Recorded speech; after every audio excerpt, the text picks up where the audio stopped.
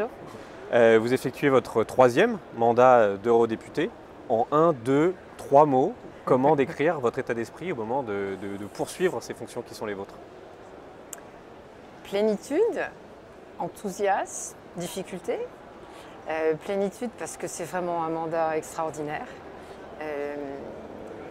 C'est un endroit, le Parlement européen, où on a à la fois énormément de liberté, beaucoup de responsabilités, donc c'est bien de pouvoir les exercer.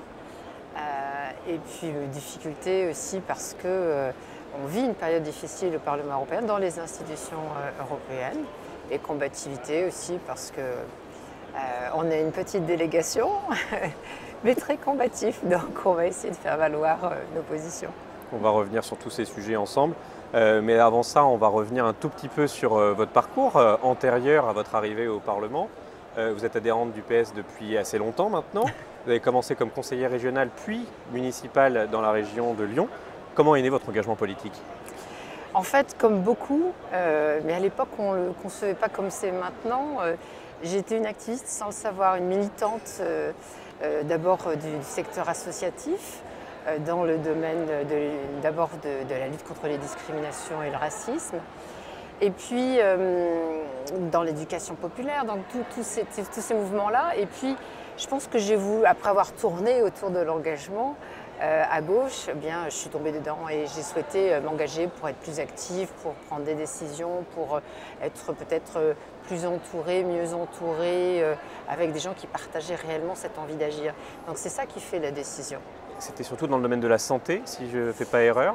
Alors, j'ai une formation initiale qui est liée à la santé, mais je pense que c'est parce que la santé, c'est un peu la quintessence aussi de plein de sujets importants, où on retrouve la pauvreté, où on retrouve la diversité, où on retrouve des milieux, des difficultés, aussi beaucoup d'humanité, et je trouve que c'était un bon sujet. Donc, bon, il y a l'opportunité d'un mandat aussi. Quand je suis conseillère régionale, je travaille dans ce domaine, je suis dans la commission qui travaille dans ce domaine.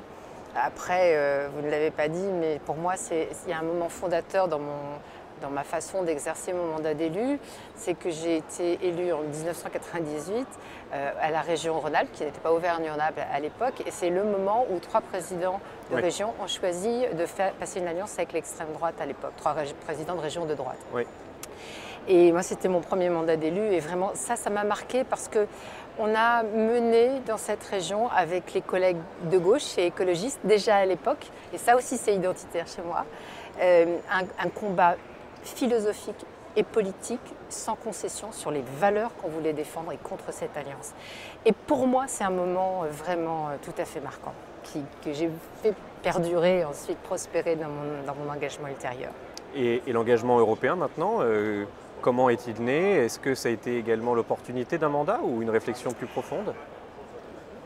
Là aussi, je n'aurais pas d'originalité en disant que je pratique l'Europe même sans avoir été aussi longtemps que ça députée européenne, et que c'est aussi une façon de vivre. Je viens d'un milieu très populaire mais très multiculturel, et cette identité européenne, elle date aussi de là. Mais je crois que s'il faut cibler un moment ou une idée qui me dit que c'est là où il faut aller se battre, c'est quand je suis élue adjointe au maire à Lyon, que je travaille justement sur le domaine de la santé et des affaires sociales, qui là aussi est un peu au carrefour des difficultés, au carrefour des ambitions et des espoirs des gens. J'ai vraiment l'impression qu'au niveau local, je me heurte à des barrières invisibles ou à des murs en verre qui m'empêchent d'avoir le pouvoir suffisant d'agir. Et c'était au plan européen qu'on pouvait essayer de trouver ces leviers-là. Et donc ça se concrétise par cet intermédiaire d'avoir cette opportunité magnifique d'être élu au Parlement. Comment est-ce qu'on garde le lien avec sa région d'origine? Vous êtes très impliqué historiquement sur le territoire qui est le vôtre. C'est peut-être pas forcément le cas de tous les eurodéputés. Voilà, comment on ferait pour garder le lien entre Bruxelles, Strasbourg, Lyon? Oui, chacun a ses pratiques dans ce registre. Moi, j'avais la chance, quand on avait des circonscriptions, effectivement, comme vous le dites, d'avoir eu des mandats par le passé, donc d'avoir tissé des liens extrêmement forts avec tout un tas d'acteurs politiques, associatifs, économiques ou autres. Et donc, ce lien-là, je l'ai entretenu en consacrant finalement le temps que je ne passais pas à Bruxelles et à Strasbourg, sur le terrain, dans ma permanence, à solliciter ou à recevoir des sollicitations pour rencontrer des gens. J'ai fait, je crois, beaucoup le choix aussi d'aller à la rencontre de ceux que je pensais les plus éloignés de l'idée européenne ou qui avaient le plus de mal à y accéder. Donc là, je me décale par rapport aux acteurs qui ont quelquefois plus de familiarité. Mais par exemple, prendre le chemin des lycées professionnels, d'aller voir des gens qui sont sur un terrain rural et qui ont une idée un peu lointaine de l'Union européenne, c'était pour moi important. Alors je l'ai fait physiquement, mais quand on avait des circonscriptions aussi énormes que celles sur lesquelles j'étais élue, puisque j'avais 3 régions, 16 départements, j'ai utilisé aussi beaucoup les réseaux sociaux pour continuer d'avoir ce lien, alors par intermédiaire, mais aussi j'ai trouvé attrayant et assez direct et pédagogique. Entrons maintenant au Parlement. Vous avez occupé plusieurs fonctions honorifiques, voire très honorifiques. Vice-présidente d'abord du groupe des socialistes et démocrates, vice-présidente, et ce n'est pas une moindre fonction de l'institution elle-même. Ouais. Qu'est-ce que vous retenez de ces différents postes que vous avez occupés ? Ils sont complémentaires par essence. Moi, je suis très attachée à la vie des partis politiques et des groupes politiques, donc c'est aussi pour ça que j'ai choisi que cet engagement soit le premier dans la série et que je puisse faire valoir une vision un peu panoramique des enjeux et plus être seulement dans un couloir dans la commission dans laquelle je travaillais le plus et comme suppléant aussi. Donc j'y ai trouvé cette capacité à élargir finalement cette idée qu'on n'est pas seulement là comme Français, on n'est d'abord pas là comme Français ou comme Allemand ou comme Italien, on l'est, mais qu'on est d'abord comme un élite politique, porteur de valeurs, porteur de positions, d'orientation politique. Et être vice-présidente du groupe, ça a beaucoup servi à ça, à mettre au point une version commune sur tel ou tel sujet, avec quelquefois des inputs ou comme on dit ici, ou des orientations ou des points de démarrage nationaux qui pouvaient être éloignés sur certains sujets hautement symboliques ou inflammables comme les questions de migration ou d'asile, où il faut faire ce chemin de se rejoindre. Et c'est ça à quoi servait pour moi et sert maintenant pour d'autres, la fonction de vice-présidence. Faire ces papiers en commun, faire cette réflexion en commun. À la vice-présidence du Parlement européen, c'était la fois, oui, vous avez dit, très honorifique, très institutionnel parfois. Oui. Un peu contraint. C'est un peu un exercice un peu contraint. Je pense que ça mériterait, alors pour le coup, que l'institution se pose la question de comment fonctionne un bureau du Parlement européen.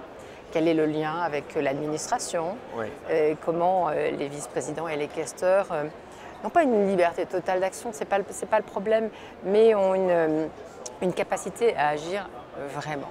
Et ça, c'est une vraie question.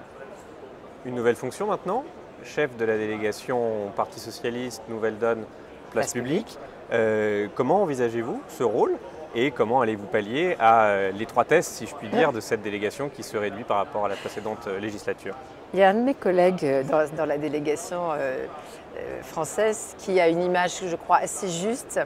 Il dit « Nous sommes 5, ils sont 750, encerclons-les ». Alors c'est un peu ça, en fait. On va essayer de compenser notre faiblesse numérique, qui ne me fait pas rire en réalité. J'essaie de garder un peu de distance par rapport à ça, mais quand on a connu des délégations socialistes françaises à 30 personnes, c'est vrai que c'est compliqué. Mais j'essaie de le prendre, pas avec distance, mais avec un peu de recul, en me disant qu'on va compenser cette faiblesse numérique par une activité politique identitaire et forte et combative. Et ça, je pense qu'on peut le mener avec mes collègues. On a essayé de se répartir de la façon la plus intelligente possible dans les commissions qui nous semblaient les plus symboliques de notre campagne, de nos identités. Donc j'espère qu'on aura l'occasion de faire valoir nos compétences et nos orientations et continuer de convaincre.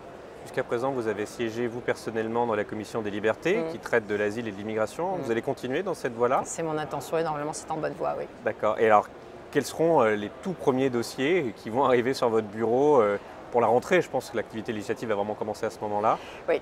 Alors, collectivement, j'ai parlé des enjeux collectifs principalement. Collectivement, on a une vache dans un couloir qui est le blocage du paquet asile. Qui est, quand on parlera de la reprise du travail, on sera à environ 2 années de blocage au Conseil, en raison de l'inaction et du manque de position du Conseil sur des sujets très très importants comme le règlement de Dublin ou autres. Alors qu'il y a un compromis ici. Alors que le compromis existe ici, alors que ce travail de rassemblement des points de vue dont je parlais tout à l'heure, alors là pour le coup avec d'autres forces politiques, a réussi à trouver une majorité, avait trouvé une majorité dans le Parlement, eh bien les États membres ont bloqué, les chefs d'État et de gouvernement ont bloqué. Donc je pense que la vache dans le couloir, ça sera effectivement comment on débloque ces textes et comment on reprend certains d'entre eux qui n'ont pas trouvé totalement un aboutissement au Parlement et qui sont un peu fragilisés. Donc vraiment, avant de repartir sur quelque chose de complètement nouveau, il faut vraiment qu'on fasse le point là-dessus parce que si on part sur de mauvaises bases, on en a pour le mandat entier, vraiment, donc c'est très important. Ça ne va pas être une mince affaire. Non. On termine un peu comme on a commencé avec... je vais vous demander de sélectionner un épisode de votre vie professionnelle ou politique, européenne ou locale, dont vous êtes particulièrement fier et que vous aimeriez partager. Au Parlement européen, s'il faut sélectionner un moment, c'est quand j'arrive à aboutir sur le premier dossier que je prends, parce que j'ai en plus pris le principe en 2009 de prendre tout de suite un dossier en charge. Sans attendre d'être complètement efficace et de connaître tous les rouages pour justement accompagner ma mise en place avec ces rouages. Et quand il est voté, quand on aboutit, c'est vraiment une très très grande satisfaction. Mais j'aurais pu vous dire aussi que la première fois que je suis entrée dans cet hémicycle et que j'ai trouvé tout trop grand et tout tellement grand et immense. Et peut-être dans mes mandats antérieurs, je suis très très fière d'avoir travaillé la mise en place de maisons de santé à Lyon, qui sont des systèmes de maisons de garde pour les médecins, alors qu'on sortait d'un épisode extrêmement compliqué et qui a un formidable dispositif qui a prospéré depuis. Et peut-être d'avoir aussi trouvé... tout cela fait le lien, je pense, vous l'aurez peut-être senti, fait le lien aussi avec des enjeux européens, d'avoir trouvé des solutions expérimentales qui ont été vraiment couronnées de succès pour prendre en charge une partie de la communauté rome à Lyon. Voilà des choses très concrètes, très européennes et très humaines. Je vous souhaite un bon mandat. Merci beaucoup.